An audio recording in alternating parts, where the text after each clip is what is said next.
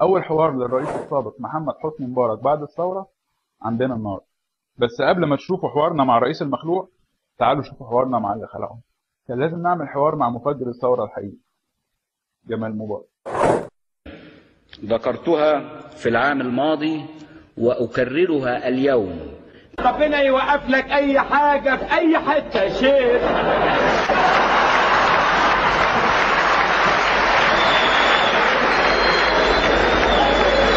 ده رقاصه اخر متعوده دايما.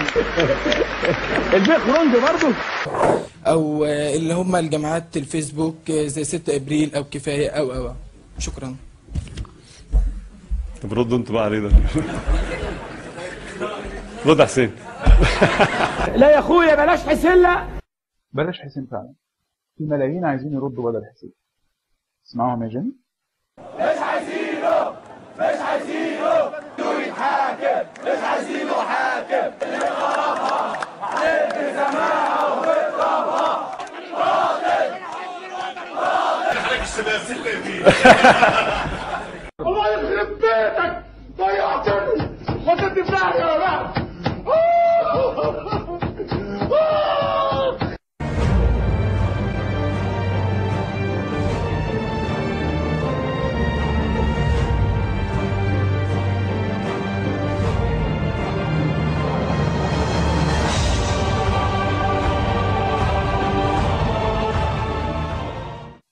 استاذ جمال، رايك ايه في الاقاويل اللي بتؤكد ان الفساد في عهد والدك ابتدى بوجودك انت؟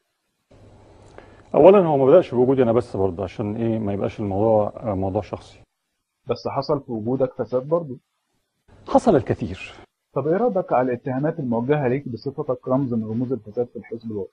انا دائما بقول الموضوع مش حكايه شخص، الموضوع مؤسسي. يعني الفساد عندكم منظومه كامله. مظبوط. استاذ جمال، بعد الانتخابات الاخرانيه دي الناس قعدت تقول مش كفايه الفساد اللي الحزب الوطني معيشنا فيه، كمان تزوير. انت بتحتاج الاثنين. ناس كتير بتقول ان شله جمال مبارك نهبت البلد ووصلتنا للحاله اللي احنا فيها دي. رايك ايه؟ انتوا بتتكلموا على فساد صغير، ماذا عن الفساد الكبير؟ تقصد الحرس القديم؟ مظبوط. ومين اكتر طبقه استفادت من الفساد في رايك؟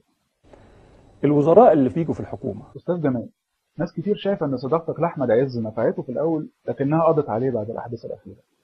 انت شايف تاثيرك على احمد عز عامل ازاي؟ اكيد حاسس ان في تحسن حصل في حياته، لان غالبا لو ما كانش الفرصه دي جات له كان زمانه عاطل النهارده.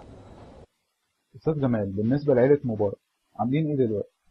عندنا مشكله ومن حقنا نقلق على مستقبلنا، بقولها بشكل واضح. طب والرئيس مبارك؟ هيكون حسابه عسير. بس الناس حاسه انكم مش هتتقدموا للعداله. لا يعني ما تقلقش قوي على الكلام ده. مالك بتقولها كده؟ مش هتتحاكموا يعني؟ مش هتحدث اكتر من ذلك. طيب انا بشكر حضرتك يا استاذ جمال في النهايه على اللقاء الحصري ده، وارجو انه ما يكونش ضايق. والله انا سعيد بلقائي معاك، وشافك بقالك الفتره اللي فاتت طويله عمال تستضيف ناس وعمال اقول دوري هيجي امتى.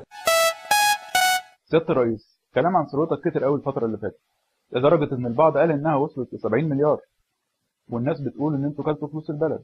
ردك ايه على الكلام ده؟ احنا في اليوم افتكر بتاكل حوالي يمكن 300 مليون في اليوم. بس ده مبلغ كبير قوي، جمعته ازاي لوحدك؟ اللي مساعدني. اذا كان كده معلش، بس اكيد تعبت فيه برضه، ده المبلغ يعني. انا بشتغل من الصبح لحد ما انام يوميا يوميا. لا ما شاء الله، يعني تقريبا طلعتوا بكام كده يا ريس من الموضوع ده؟ لا الموضوع ده ما اقدرش اجاوبك فيه بصراحه، هيضرنا لو اتكلمت الحقيقه. كأن انا بظهر كروت يستخدمها اي واحد معادي لنا عشان يضربنا عليه.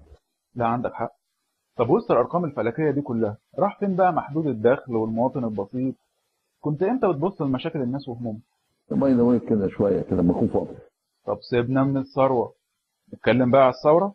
فانا ما بحبش الحركات النص كم دي. لكن ايه تفسيرك للانتفاضه الشعبيه الرهيبه دي؟ بس ظروفي جت كده. واضح ان حضرتك مش عايز تتكلم على الثوره خالص. طب لو اتكلمنا عن حد من رموزها، دكتور محمد البرادعي مثلا، رايك فيه ايه؟ هو ده اللي هيبقى رئيس مصر. ايه اكتر كلمه سمعتها ايام الثوره؟ الشعب مش عاوزك لما تعمل ايه، مفيش فايده. طب خلاص خلاص خلاص يلا خلاص خلاص خلاص بس خلاص خلاص خلاص فهمنا خلاص خلاص خلاص قرب له سلام.